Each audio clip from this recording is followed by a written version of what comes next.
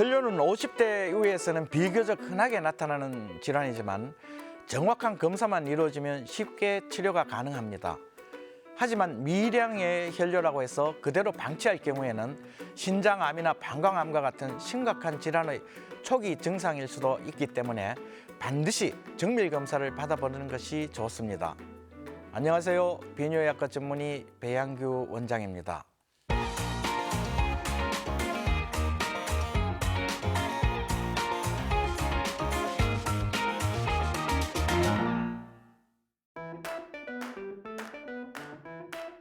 네, 이럴 때는 혈뇨를 사진을 찍어 두는 것도 아주 좋은 방법입니다.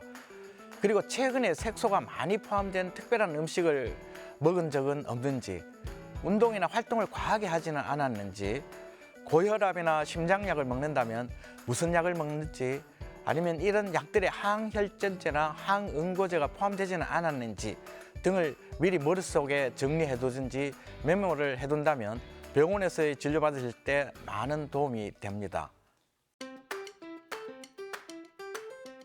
네, 그렇습니다.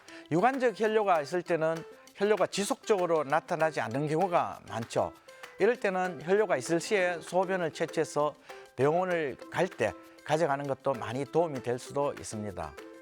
그리고 일반적인 소변 검사에서도요, 아침 첫 소변이 많은 정보를 가지고 있는데요. 병원에서 아침 첫 소변을 채취하기는 시간적으로 제약이 많죠. 이럴 때 깨끗한 용기에 아침 첫 소변을 채취해서 병원에 가져가는 것도 좋은 방법 중 하나입니다. 네, 그렇습니다. 혈뇨 자체가 소변에 혈액이 섞이는 것인 만큼 가장 기본적인 것은 소변 검사겠죠. 실제로 소변 속에 적혈구가 존재하는지, 적혈구의 상태는 어떤지를 확인하고요. 그 이외에도 염증은 동반되어 있지 않는지, 또 암세포와 같은 악성세포는 없는지, 그리고 단백질이나 당과 같은 화학적인 성분의 이상은 없는지 이런 것들을 찾아보는데요. 실로 소변 속에는 많은 정보가 포함되어 있습니다. 그렇지만 소변 검사만으로는 모든 혈뇨의 원인을 파악할 수는 없습니다. 네, 그렇습니다. 요 세포 검사를 통해서 소변에 암세포가 포함되어 있는지 살펴볼 수 있습니다. 요 세포 검사란 소변 속에 떠다니는 암세포가 있는지 확인하고 이를 채집해서 살펴보는 것인데요. 요 세포 검사에서 암세포가 발견되면 확실한 근거가 되겠지만 세포 검사에서 암세포가 발견되지 않았다고 해서 암이 없다고 할 수는 없습니다.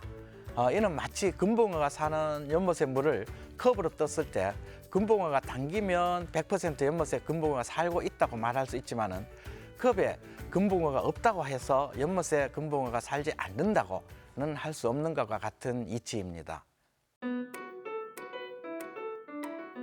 네, 그 다음 추가적인 검사로는 소변이 만들어지는 신장에서부터 저장 후에 배설하는 방광까지 모든 요로의 이상 여부를 확인하는 배설성 요로 조영술이나 복부 초음파나 복부 CT 검사 등을 진행해야 합니다.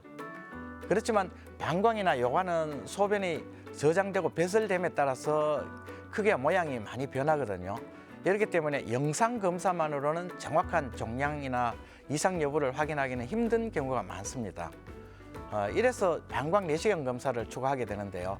방광 내시경 검사는 진단을 보다 확실하게 할 수 있게 해줍니다. 네, 방광 내시경은 지름이 약 한 6mm 가량의 내시경을 사용하기 때문에 다소 불편합니다. 아무래도 요도가 긴 남성 환자가 더 불편을 많이 호소하고요. 그렇지만 최근에는 많이 휘어지고 부드러운 연성 내시경을 사용함으로써 불편함이 많이 줄었고, 또 그리고 기존의 내시경으로는 볼 수 없는 사각지대가 없어져서 검사의 정확도도 높아지고 시간도 줄었습니다. 네, 특히 현미경적인 혈뇨에서 이런 경우가 많은데요. 이럴 때는 실제로 환자나 의사 모두 많이 당혹해지기도 합니다. 이럴 경우에 혈뇨를 유발하는 질환 이외에도 혈뇨를 유발할 수 있는 상황, 즉 심장질환 등으로 해서 혈전용해제나 아스피린과 같은 지혈을 방해하는 약물을 복용하는 것은 없는지 이런 것을 확인할 필요가 있고요. 없다면 주기적인 추적 검사를 받아야 합니다. 주기적인 추적 검사는 정해진 확실한 주기나 검사 방법은 없지만은요, 대개 수개월을 주기로 요 침사 검사나 요 세포 검사, 신장 초음파 검사 등을 시행하고 있습니다. 그렇지만 특별한 증상이 없기 때문에 대개는 많이 지루하게 생각해서 지속적인 추적 검사를 피하는 경우도 많습니다.